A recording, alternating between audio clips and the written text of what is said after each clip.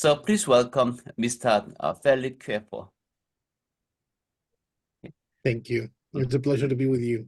Yeah, Felipe, do you have any word to share before we start? Sure, and I'm going to be very quick because this time is for you. But first of all, thank you for all your efforts and your interest, and thanks to you, Professor Sambalim, for all that you do, really to advocate on behalf of the United Nations and with the same values of the United Nations. I think it's important that we work together. I always tell all the groups and all the students I talk to that, believe it or not, the UN needs you much more than you need the UN, and you're fundamental in the work and efforts that we put together forward. You are doers, you're thinkers, you're smart people that have the capacity to change the world, and you can reach regions of the world and communities that we can't because of numbers. It's very simple. There's only, I would say, maximum 100,000 working for the United Nations globally, and yet there's over 8 billion people on this planet to service. So the numbers don't add up unless we work together, unless we come together and collaborate. And with your ideas, with your energy and commitment, is that we can really make a difference in different communities. My neighbors always ask me, well, what is the UN doing for me? And I always tell them, well, how long do you have? Because I can talk forever about the many things that the UN is doing and about the many things that we can accomplish together.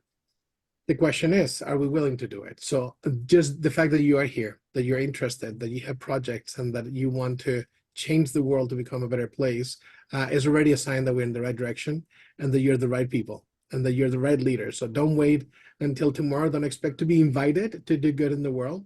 Just do it. And then let us know, like you're doing right now. It's like you didn't ask the UNA, what should we do? No, you just went ahead, did your research, then you have your projects and plans and your ideas, and then you're putting them forward to make this world a better place. That is what we like at the UN.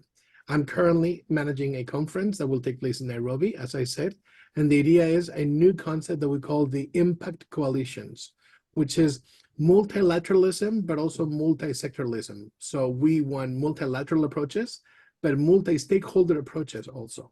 Meaning not everyone, not just governments with governments, but we want governments with the private sector. We want governments with the private sector, the UN and NGOs and academia, all working together. This impact coalitions is the future of collaboration and is treating each other as equals because we all have something to contribute. And one of the reasons I work with the faith-based community is because faith traditions, I'm a person of faith, I'm a Christian myself, but faith traditions have been throughout for thousands of years. You name it, Buddhism, Hinduism, Islam, Judaism, Christianity, they've been working towards making people happy, but also sustainable communities, long-lasting.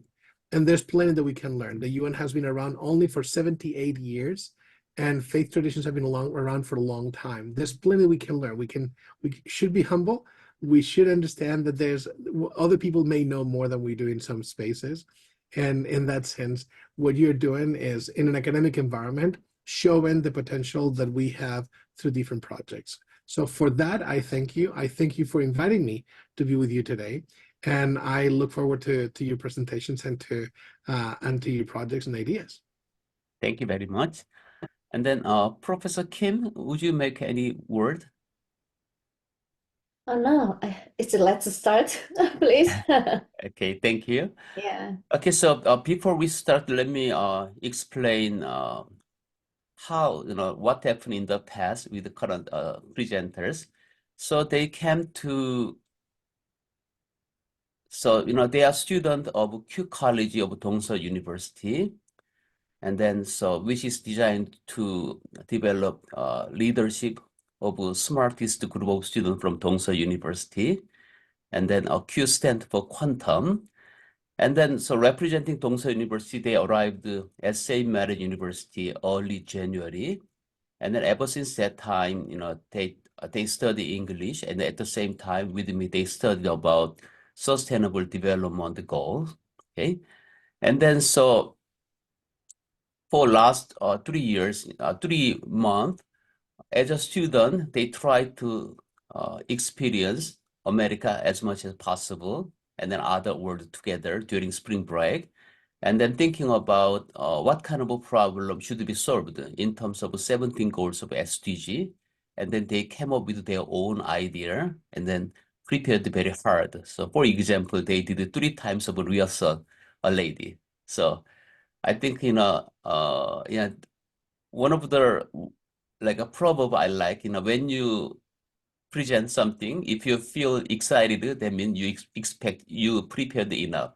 But if you feel nervous, that means you need to do a little more. But I believe all of them are excited about their presentation because they work very hard, I believe. Okay, so when they prepare, they focus on 3 things.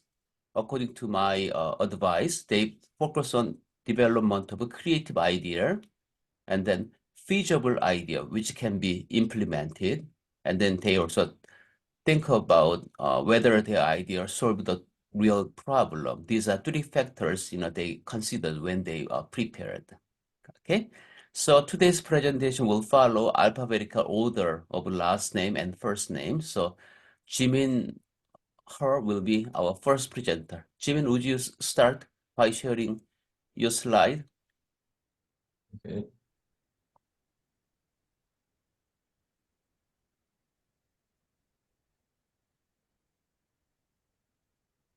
Hello, everyone. Thank you for being here. My name is Jimin. My idea is related to SDG 11. In today's presentation, I will focus on these contents. The most inconvenient thing about living as a short-term exchange student in San Antonio was leaving the campus. For example, it's a 4-minute drive to Walmart, but the walk takes 20 minutes. You may be thinking, why not just take Uber? Taking Uber all the time was financially challenging for me. Also, as a short-term exchange student, it was difficult to rent a car. Moreover, I couldn't find any bicycle sharing station around my campus. Since there are many schools in most cities, I thought about making a bicycle sharing application for students living on campus. My idea was inspired by a bicycle application in South Korea. Students must download the application and verify that they are students living in a dormitory. In other words, it's only available to students living on campus. Therefore, after renting a bicycle, they must return it to campus. When they register, they will receive a unique QR code in the application. This QR code is non-transferable by using blockchain technology to insert a code that makes transmission impossible. It's valid for 60 seconds, and they cannot use screenshots. They can rent and return a bicycle by scanning the code on the machine.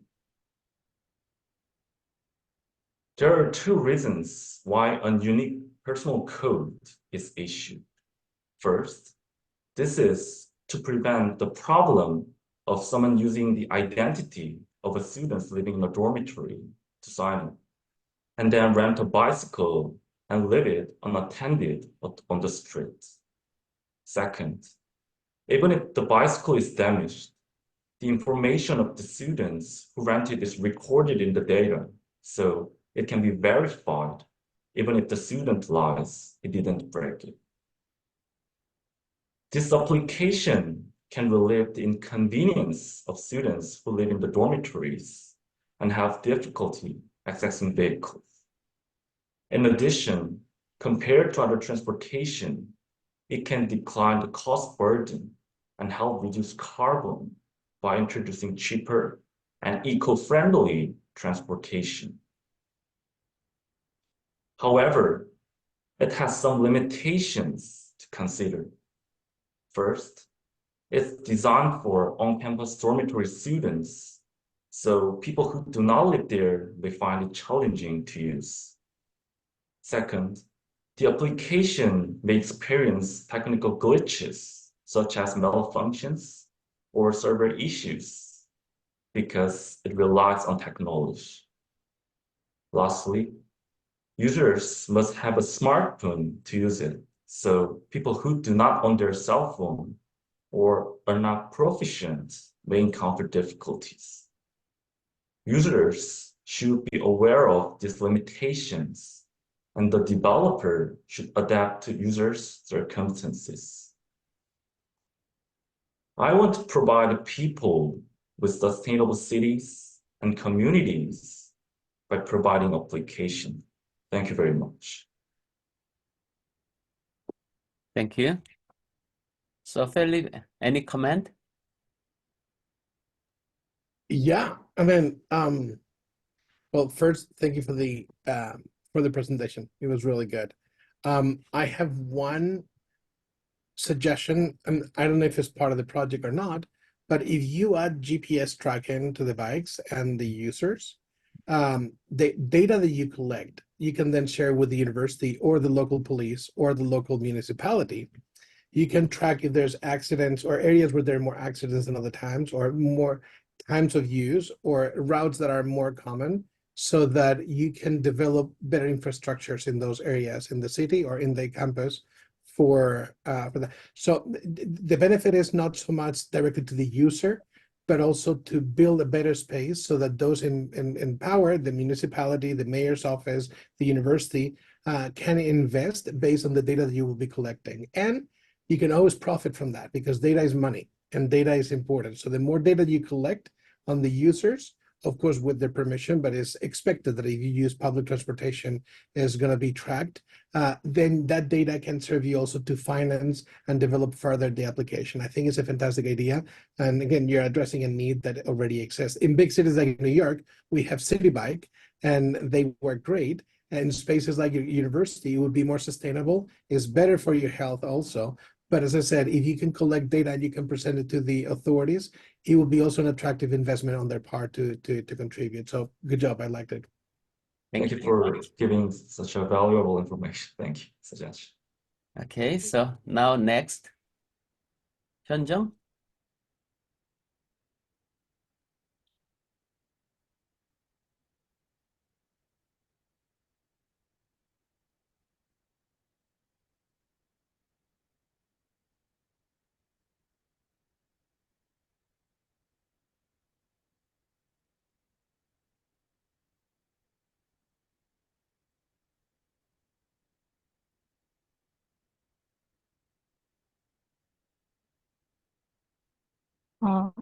Hello, my name is Hyundong.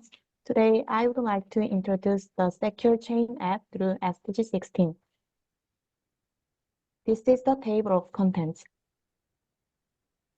SDG 16's details goal drastically reduce all forms of violence, and it is to develop effective and transparent systems at all levels.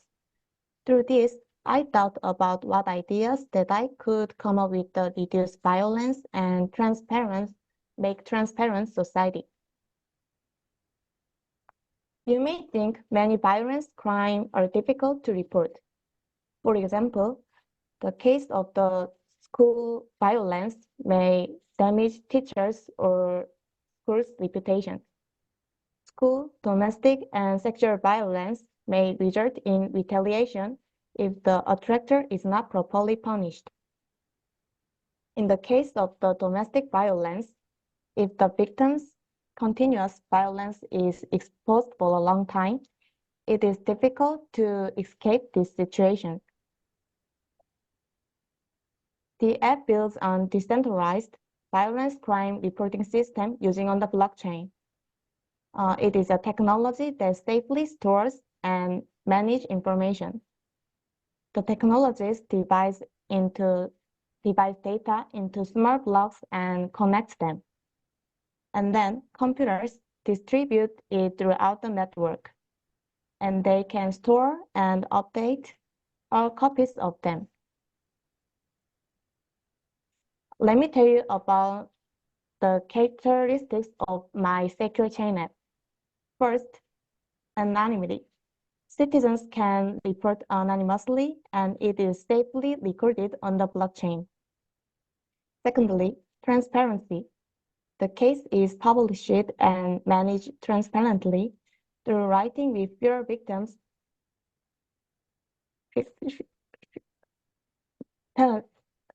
The case is published and managed transparently through writing with fewer victims. Real names are hidden, but the actual contents of the case are shared so that all authorities can access it. Thirdly, respond quickly. If the same reports are recorded on the app, the police or authorities share the information at the same time. So the reports are not buried and they can take action quickly and prevent further damage. Fourthly, reliability assessment system. Since the report is received using on the blockchain, the authorities are also connected. So people will not make false reports psychologically. Also, we can submit evidence such as recordings or photos. It also emphasizes that false reports have to abbreviated punishment. Finally, smart contract. If the report is received repeatedly, it takes action to protect them. In conclusion, my purpose is to combine the blockchain so that the case is not buried and all authorities can aware of it. And if your friend is a victim, you can report it. Neighbors of domestic abuse can also report. If anonymity is guaranteed and there are many reports, this incident cannot become an incident that did not exist. Thus, through this app, criminal activities will decrease. In conclusion, the introduction of this app, citizens have the ability to report crime. My career path is a police officer, and I think it was a meaningful activity to learn US crime. Thank you for paying attention to me.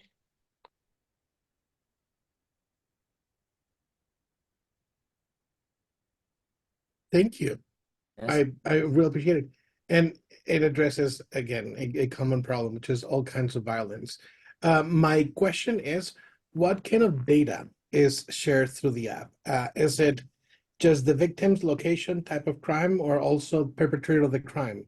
Can you take a picture of the incident and attach it, or a video of the incident and attach it to? Is that part of the application? Yes. The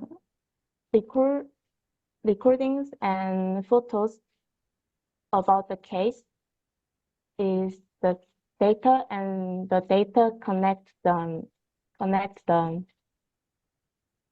blockchain. Yes.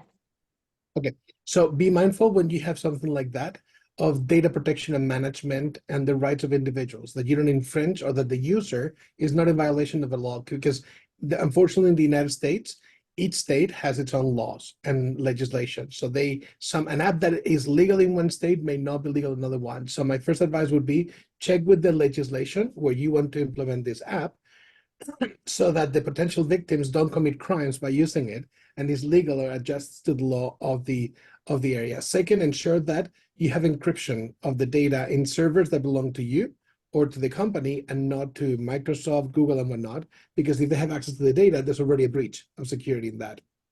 So I think is, again, a really good tool, because yeah, even though not 100% of the population has a cell phone or a smartphone, 99.9 do. So I think this is very useful. Thank you. I think that's Thank very you. important point. And then actually Hyunjung explained about why she developed that idea.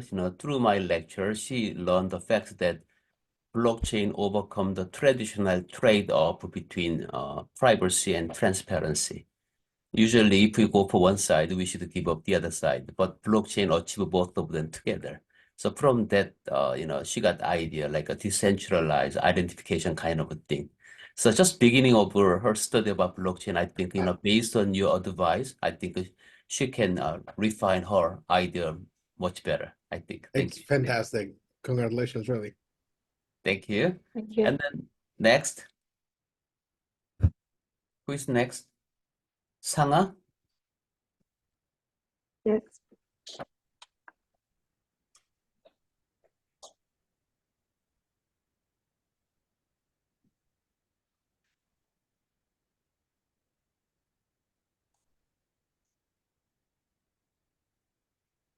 So, hello everyone. My name is Kang Sangha. Today, I will begin the presentation of my idea. My idea is Sangha, related camera to... is off. Good.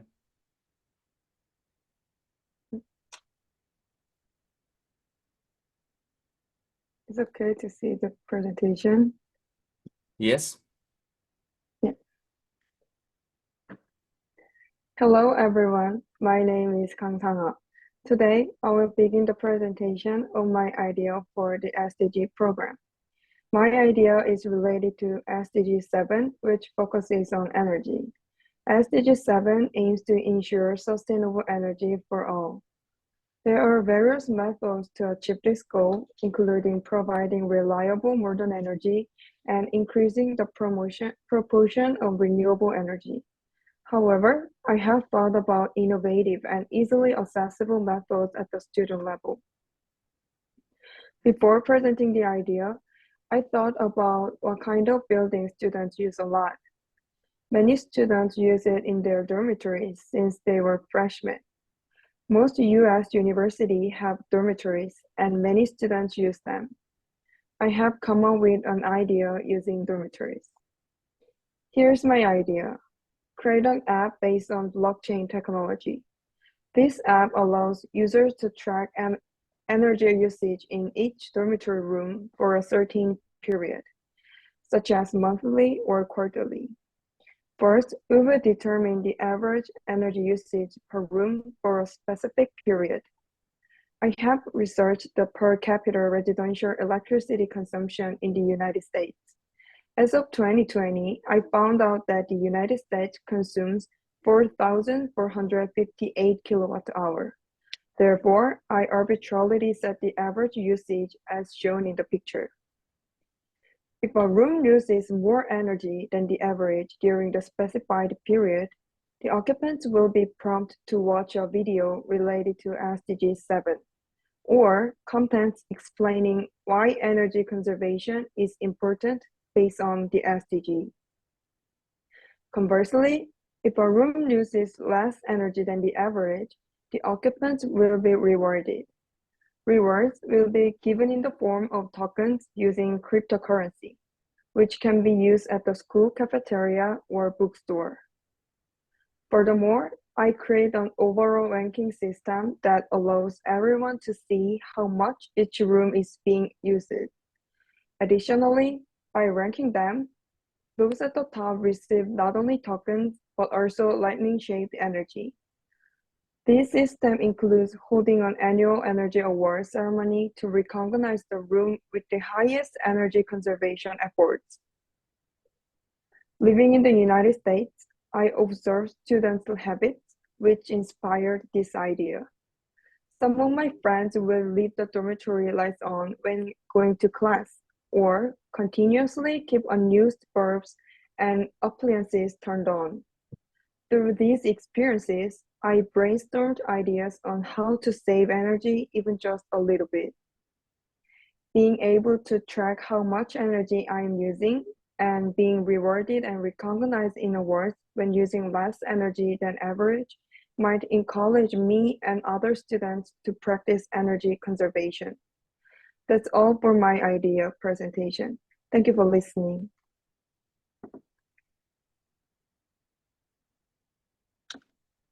Thank you. And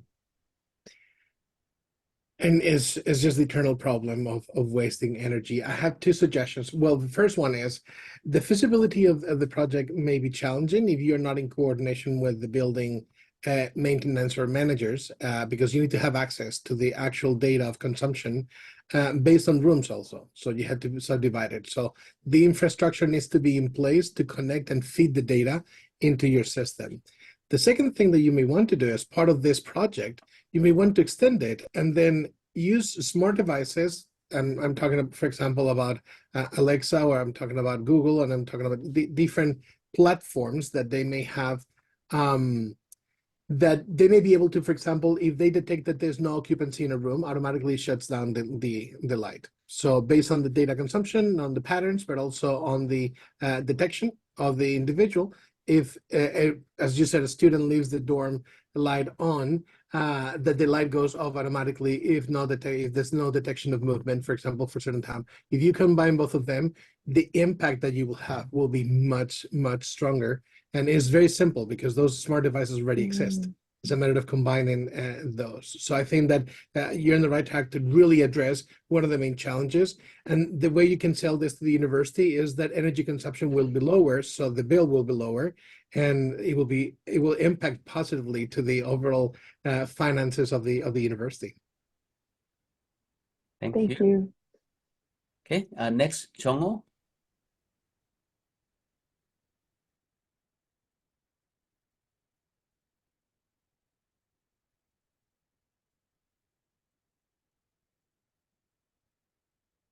Jongho? Yes.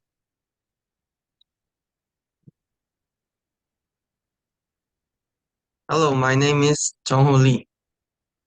Have you ever thought about what if a simple change in our daily routine can pave the way for a more sustainable future?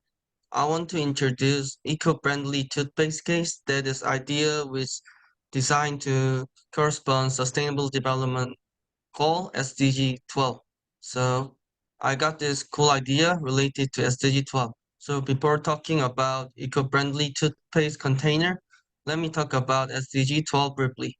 SDG 12 is about using things in a way that doesn't harm the environment and doesn't waste resources. It's about making products and using them in a smarter, more eco-friendly way so we can protect the earth for future generations. The goal is to reduce the negative environmental impact of our activities and ensure sustainable future. So I found SDG 12 interesting because I always wanted to protect environment without making creative stuff. So I consider idea that doesn't cost a lot and easy for me to convince people. As a university student, I've been thinking about a practical and creative solution making toothpaste container from seaweed or plants. This container would be designed to be environmentally friendly, either by being biodegradable or recyclable. So even after they're used up, they wouldn't contribute to pollution. The idea came to me because I noticed how much toothpaste get waste and I wanted to find a better way to handle it. Using steams or seaweed like kelp or other plant-based materials to craft this container seems like a promising approach. So I will tell you how to make this toothpaste container briefly. First, I got to dry it out completely to get rid of all the water. Then I squish it down real tight to make it strong and sturdy. After that, I use some natural stuff to hold it together, like glue, but way more eco-friendly. And lastly, I have to make sure our containers can handle toothpaste without falling apart. Uh, so I'll give them a special coating to keep them from getting soggy. Plus, the container could be rotten due to water or hot air. So I like the container to be coated. And of course, I will test them out to make sure they really work. And if it really work, I want to produce it as much as I can and sell it online. And I want to create a toothpaste container that's good for environment instead of using plastic. If I make it from seaweed or plants, there must be a big benefit that this can be reused many times and there's less weight. I'll also uh, tell people about it and make sure they understand why it's better for the planet. So, and also can refill their toothpaste at a reduced price of 50%. With this, I can help reduce waste and protect the environment, following the goal of using things in a smarter, more eco-friendly way. Or after using all the toothpaste, in eco-friendly container can be buried in the ground, made of non-harmful environmental materials, and it will naturally decompose, minimizing waste and environmental impact. As I think about ideas related to SDG 12, I realize the importance of being more mindful and careful when creating products to protect the environment. So, after thinking about this fresh idea, I felt proud of myself and thought about moving into real act. Also, I felt pride and became motivated to turn it into action. Thank you. Thank you. A really good idea, and it plays into the daily needs of people. People need to brush their teeth every day, so we need to be more mindful on the use. Two suggestions on this to make it even more sustainable. Have two products, one that is dehydrated and one that is hydrated. Lately, I've been using toothpaste that it comes in the form of pills, like very small, compact, dehydrated toothpaste. You put it in your mouth, you salivate, and with the saliva, it just becomes hydrated and it becomes a toothpaste. And it's just super eco-friendly because it doesn't use water at all, and they use containers that are also recyclable. The second thing is because you invest so much effort in creating these containers that are recyclable, why not make them refillable also? So just that you can refill them with, even with dehydrated, that with a little bit of water at home, but everyone has a faucet, you're gonna brush your teeth, then you can rehydrate, but the container remains the same one. So all you do is just buy the content, which is the toothpaste, but then the container is something that you don't need to dispose of, and you can reuse multiple times and give it a longer life cycle. But I like the idea. Congratulations. Oh, that's super awesome idea. Thank you. Okay, next. 성호?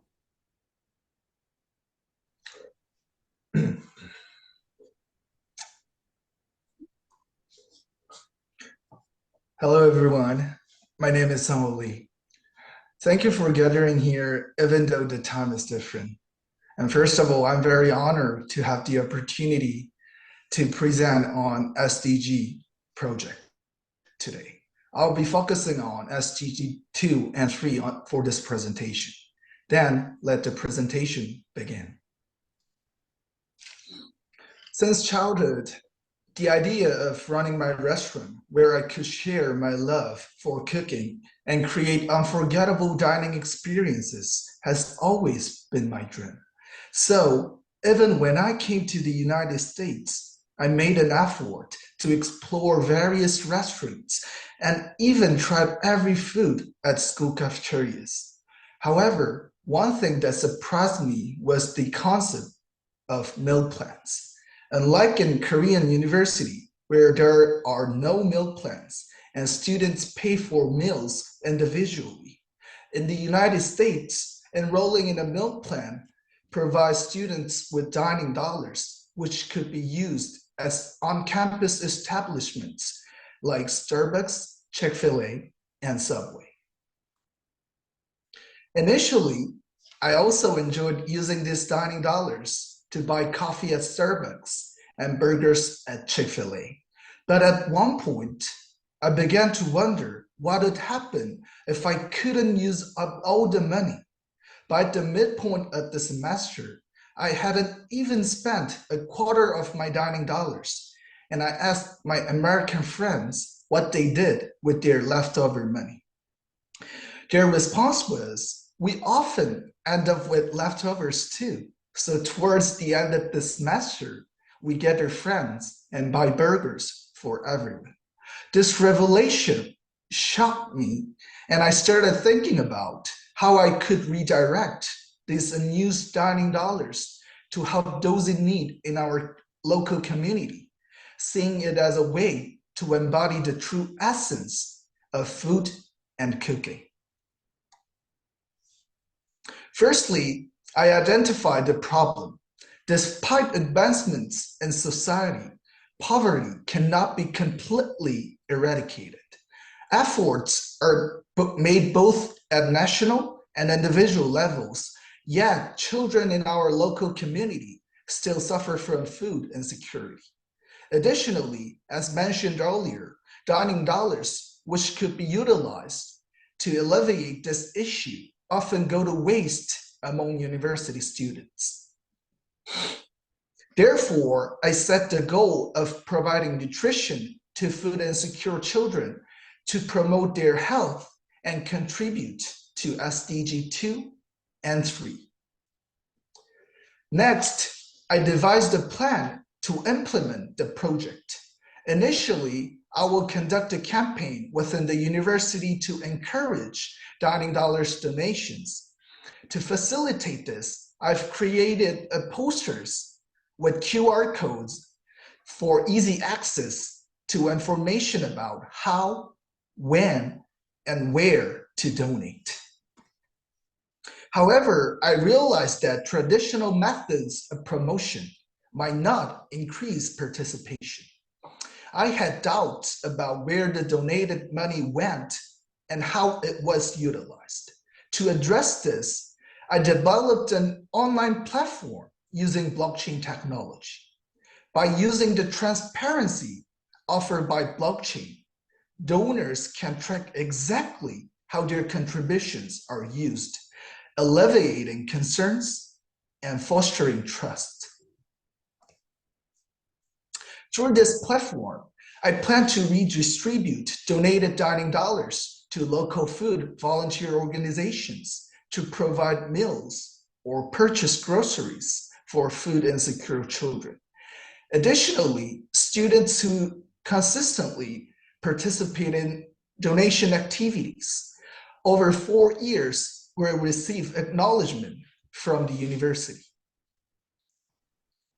If adopted by the university, these initiatives will not only increase students' engagement in social and public interest activities, but also provide opportunities for nutrition and health improvement for food insecure children.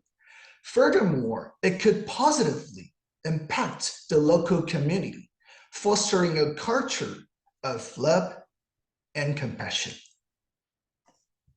I hope that my proposed initiatives will be adopted by the university, and I will continue to work towards realizing them. Remember, your small efforts can bring about significant changes in the world. That concludes my presentation. Thank you. If you have any further questions, please feel free to ask. Thank you. And thank you. The challenge you're going to face is that you cannot control people's generosity or people's charity capacity, but an idea that you could perhaps consider is having a very strong campaign with a cool slogan like generosity pays back, and have like different, like airlines have like the diamond status and the platinum status and whatnot. You could do the same in generosity levels, and then just as an incentive, people love to be recognized. They want to be generous, but they want to be recognized as someone who gives also. It's not that you do it for that reason, but it's something cool to say, I'm diamond status, I'm platinum status. That combined with perhaps some incentives for every dollar you contribute, for every $10 you contribute, so there's a benefit to this, or there's maybe at the end of like some much amount of money, a free concert ticket or a free ticket to a movie and whatnot. Things like that are always incentives that people want. I love the idea that you're just appealing to you're combining both things, the need for local community to be supported with food, like children and whatnot, but at the same time acknowledging that you are addressing 2 of the Sustainable Development Goals, and that also is a good motivation for some people to do it. Overall, I think it's a great idea also, so congratulations. Thank you so much for your valuable recommendation. And before I make this presentation, my primary challenges in realizing the project includes encouraging students' participation. So that brings me to make a little bit of certificate of appropriation and acknowledgement. So I will keep that in mind, and I will work towards realizing that. Thank you so much. Good. No, thank you. Thank you. And the next, Shifu. Yes.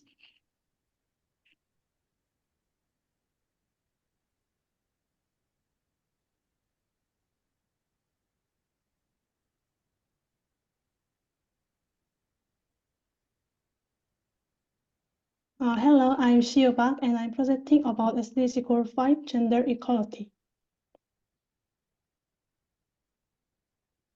The presentation sequence will proceed as this. Are you aware that women and girls are still experiencing discrimination and violence in many countries? For example, such as forced child marriage and circumcision in many countries. Gender equality is not only fundamental human right, but it is also needed in sustained world. So I will now present my ideas on gender equality. Discussing the fossil in circumcision are still appealing. Gender equality, so issues and potential solutions. SDG 5th goal is to achieve gender equality and strengthen our women's capabilities. Next, some effective ways that students like us can implement include eliminating social discrimination, familiarizing ourselves with gender equality, ending gender discrimination within household, and using gender-neutral terms interchangeably. For instance, change chairman to chairperson, fireman to firefighter should be practiced. It is essential to correct misconceptions about gender and build knowledge of sexuality to achieve gender equality and eliminate gender discrimination. How can we improve terminology related to gender equality? So I created a reward application that corrects improper gender equality terms in everyday life. I was inspired by Korean application called Cashwalk. Cashwalk is a step tracking reward app created by health-related company. Users earn 1 cash for every 100 steps, take and can convert the accumulated cash into desired gift vouchers. I will share the application I have created and provide explanations.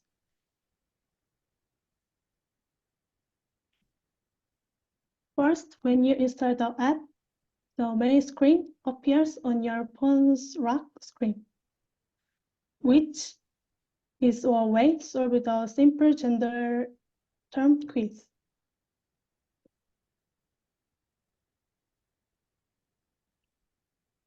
Every time you open the lock by taking the quiz, you get 10 points. These points can be exchanged for a gift code.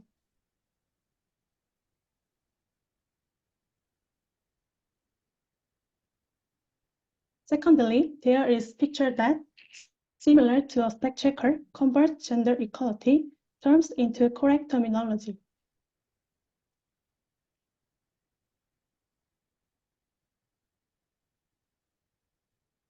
Our practice of gender equality begins with terminology improvement. Typically, instead of simply providing gender equality terms, one can quickly and conveniently learn and accumulate knowledge about gender-related issues by solving quizzes and checking unfamiliar terms. Many people look forward to the day when there is sustained progress toward gender equality with interest in sexual knowledge reflected on sustainable development. Thank you. Thank you so much. And just similar to the contributions on the student dollars and also with the energy, your project relies a lot on the willingness of people to learn and to grow. So you have to have commitment. And for that, you need a cultural change. So what your app does is contributes to the change in mentality. And I think that is extremely important. But be mindful that you need people to really be committed. I mean, when we talk about women empowerment, by using the right language is just one step, but there are many things that have to go with it. So for example, my advice would be try to talk with the Title IX offices at St. Mary's or the officer responsible for addressing these issues and see how you can collaborate with them for different programs, presentations, briefings, maybe endorsement on the app by including them in the newsletter of the university and whatnot, but partner with others that are working in that field. And what made me laugh when I look at the app is really funny because when you were presenting what was done in Korea on these steps, the application that had steps, the next slide that I saw was rewards, and the rewards were fast food. So food that is not appropriate, so it's not the healthiest. So be mindful that your rewards have also to, let's kill two birds with one stone, and instead of just providing points so they can get a burger, provide points that can provide you a salad or a new running shoes or something that is more sustainable in that sense. Overall, I think that we are all committed to ensuring that, again, I'm single, but I have a sister, I have a niece, I have a mother, and I think that gender-based violence is a reality that is tainted communities. If you as students, if you with this app can contribute to change that mentality by forcing to reconsider language, I think is a really good step in the right direction. But I suggest that you partner with entities, I guess as a Title IX is usually in universities the space to address these issues, that you can discuss and then hopefully synergize efforts. Thank you. Thank you. Thank you. And then the last, Young. Yes.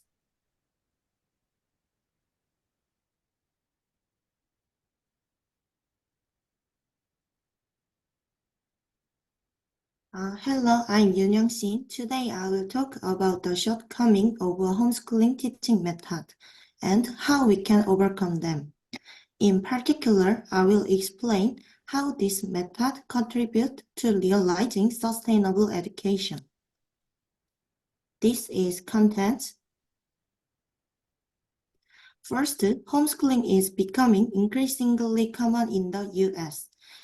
This method involves learning at home, not school, meaning that parents direct guide their children's education and conduct classes at home. The most significant advantage of homeschooling is that it provides individual education. In addition, homeschooling has the advantage of having a flexible schedule because learning is conducted at home. However, homeschooling major drawback is the lack of social interaction, limiting students' social development and exposure to diverse cultures and perspectives. In addition, without regular interaction with peers, homeschooled children may develop narrow-minded views and miss out on valuable social experience available in school setting. So I propose creating opportunities for interaction between homeschooled and university students. The idea is to create a group study for homeschooling students and the university student lead in and meet every week. Homeschooling students can receive study advice and social education from university students. And the university student can develop their ability and leadership to teach someone by guiding homeschooling students and providing socialization education. If we force university students to engage in volunteer activities without any benefit, there will likely be no volunteer, making it impossible to implement the idea. However, if the U.S. Department of Education and universities collaborate to introduce a system where university students are awarded academic credit for the participation. We could solve this problem and effectively implement the idea for the future generation of talent. Also, I propose a way to match university students and homeschooling students using online survey. Each resident's lifestyle and disposition are synthesized to perform optimal matching. Also, homeschooling students can choose the subject they want and match with university student study-related majors. Through this, we can create an environment where homeschooling students can be satisfied and active. These efforts will play an important role in achieving SDG 4 through the improvement of the equality and quality of education. It contributes to the realization of equality in education by making homeschooling students receive an equal education. It also promotes efforts on the equality and the quality of education to achieve SDG 4 and contribute to providing opportunities for our students to contribute to sustainable development. Working together for better education will be the way to provide everyone with opportunities for sustainable development. Thank you. Thank you so much. And again, quality education is one of the fundamental ones. It's interesting. In 2016, I was working with the UN, of course, and we had a conference in Korea, in Gyeongju, where we explored quality education, and we explored the different types of education. I love the idea, but there are challenges. And let me share with you the challenges that I see with this project. Homeschooling is, in many cases, unfortunately, political more than social. So it's not that families don't want their kids to interact with other kids, is that they don't trust the government or the school system to provide them with the education without political, religious, or social biases. It depends on different cultures. It tends to be more the conservative families that are more concerned about bringing their kids to school. So that's an important factor to consider. The social interaction, there are groups of moms and dads that have homeschooling that they provide those opportunities for the children. My concern with the proposal is this matching with university students. You have to be very careful when you match adults with children because safety reasons. And the difference between a school teacher is that they have gone through a process of vetting. The school board has checked on the credentials and the education level and whatnot. Unfortunately, in this world, not every person is a good person. And you have to be very mindful that when you have a program that matches adults with children or college students, which tend to be over the age of 18, and minors, there are many risks in there involved. So long as you have safeguard mechanisms, families are okay, there's monitoring system, there's never time alone and things like that, then I can see the benefit of students. And as I said, most students are wonderful people, but spaces like this, bad people take advantage of them existing to do bad things. And so long as you, again, have that in mind in that interaction and you have control mechanisms to ensure that the matching, as you said, not so much what the student and the potential mentor, college or whatnot is because of how like they are or how much their personalities match, is also mindful that the parents have to have control over this. The student has to be part of a program that the university will have to vet and have to ensure that they approve, so that, again, we avoid situations like this.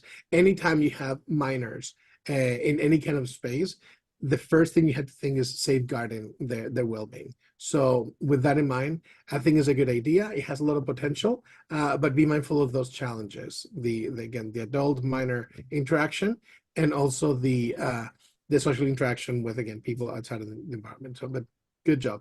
Thank you. Thank you Thank very you very much. much. Okay, so now we are all done. Professor Kim, would you make any comment on your student performance today? Yeah, Thank you for all. I'd like to thank Professor Songbe Lee and the UN official Philip for allowing me to observe. I'm deeply grateful to students for their interest in the SDGs and for sharing their good ideas. And Felipe's comments was also impressive. I believe that all students gathered here have the qualities of global citizenship. Yeah, thank you. Thank you very much. So as a matter of fact, Mr. Kweb kindly invite all the students to the United Nations. So, but because of some other situation, we couldn't go there. So anyways, we deeply appreciate your kindness, and hopefully maybe next year, maybe I can go there with the Dongsa University student together and meet together in Manhattan, hopefully. Okay. It And would be that's fantastic to welcome you to the UN. Yes. yes, thank you. Okay, so Mr. Kweb, now it's time to wrap up our meeting, and then so you are gonna share your evaluation, right? As we do.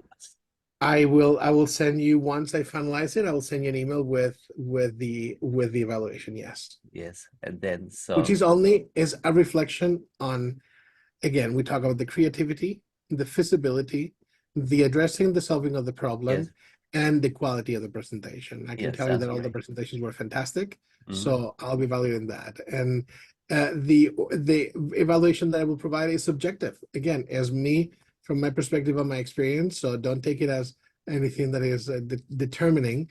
But I hope that you find it encouraging to address the issues. What I try to do always is address one by one the projects and tell you the potential spaces for growth and the potential challenge that you may face, because you're in a very early stage, so you can change it or you can adapt it or not. You don't need to listen to me, by the way. If you think, you know what, good idea, but I'd rather continue doing what I'm thinking, that's perfectly fine. I'm not someone who knows everything about everything.